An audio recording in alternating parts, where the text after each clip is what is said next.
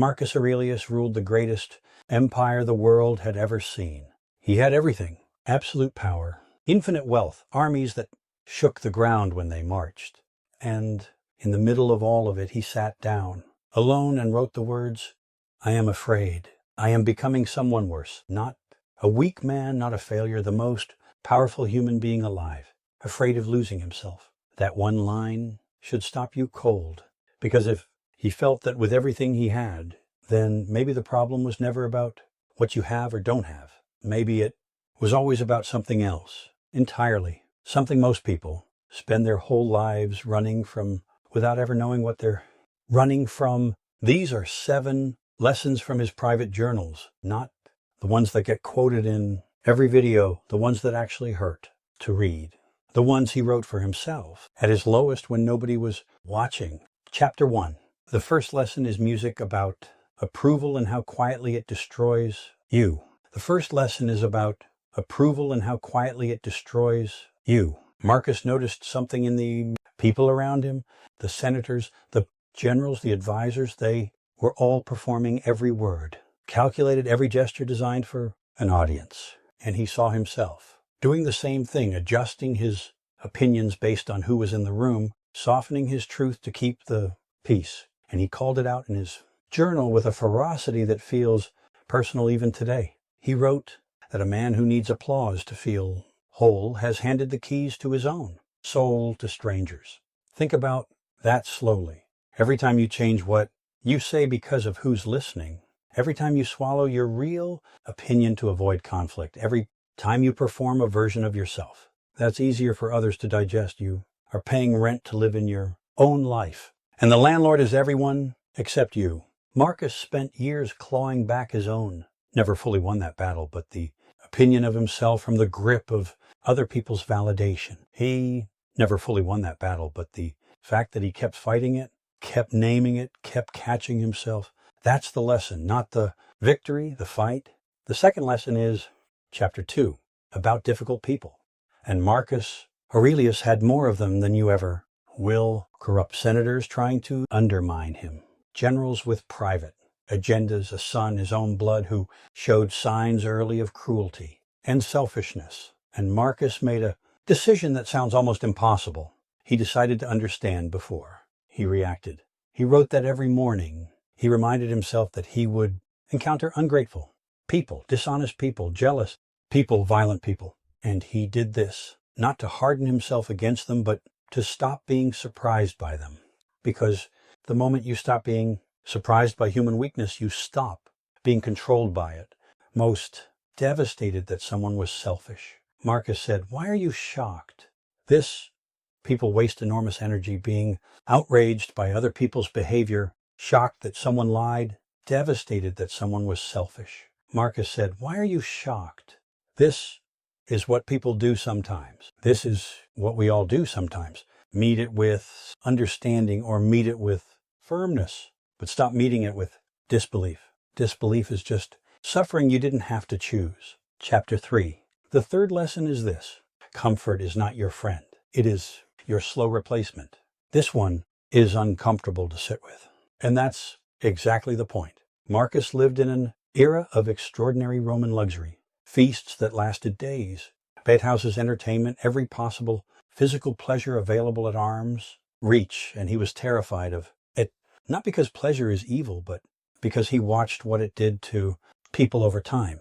He watched men who were once sharp become soft, once honest become dishonest, once brave become cowardly. Warmth made it easy to stay still, and not through any dramatic fall, just through the slow daily choice of ease over effort.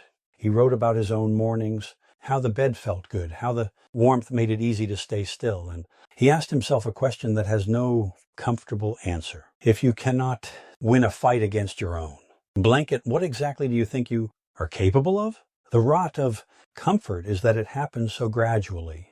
You don't notice until something hard arrives and you reach for the strength that used to be there and your hand closes on nothing.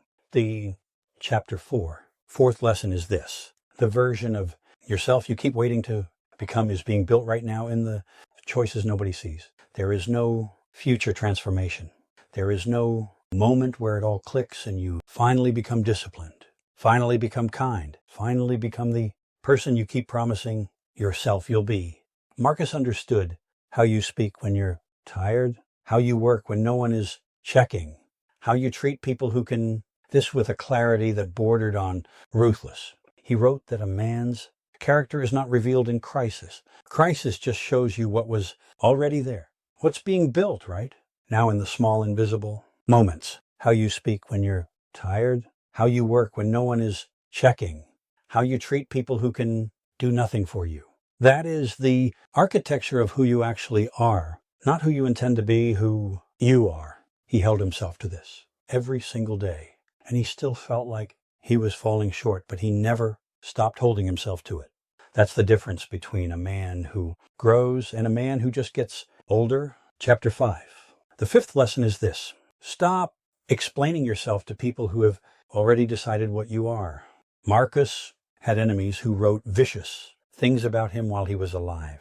People who twisted his actions, questioned his motives, painted him as weak or as a tyrant, depending on already decided your words don't music land. They just feed what served them that day. And his response, documented, consistent, almost eerie in its discipline, was to do nothing. Not because he was passive, because he understood something most people never do. Explanation is only useful when the other person is actually listening. When someone has already decided your words don't land, they just feed the argument. The only thing that answers a lie about your character over time is your character over time.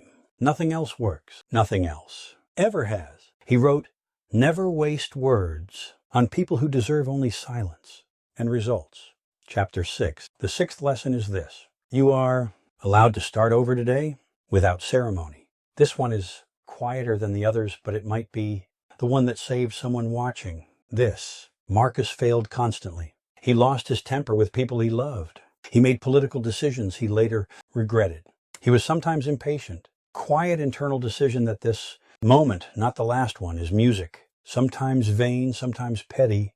And he wrote about all of it with an honesty that is almost hard to read. But what he never did, not once in all those pages, was use yesterday's failure as permission to fail again today.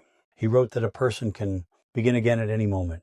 No ritual required no waiting for the right day, no grand declaration, just a quiet internal decision that this moment, not the last one, is where you're starting from. Most people don't believe they deserve that. They carry the weight of their worst moments like a sentence. Marcus said, put it down, not because it doesn't matter, but because dragging it with you doesn't make it matter more. It just makes you weaker for what comes next. Chapter 7. The seventh lesson, and this is the one he returned to more than any other: do not wait to be worthy of your own life. This is the hardest one because it asks the most of you, and you were absent from it. He didn't write this from a place of having. Marcus wrote about the tendency in himself and everyone to live conditionally, to say, I will be fully present when things settle down. I will pursue what matters when I have more time, more money, more certainty. I will let myself be happy when the conditions are right. And he called this what it is, a theft. You are stealing from yourself. Every day you spend waiting to begin. Your real life is a day. Your real life was happening and you were absent from it. He didn't write this from a place of having figured it out. He wrote it because he kept catching himself doing it. A man with every resource imaginable, still postponing his own life, still waiting for some invisible permission to arrive. The permission never arrives. It was never coming. The only thing that ever comes is the next moment and what you decide to do with it. Marcus Aurelius died in 188 on a military campaign far from home in the cold,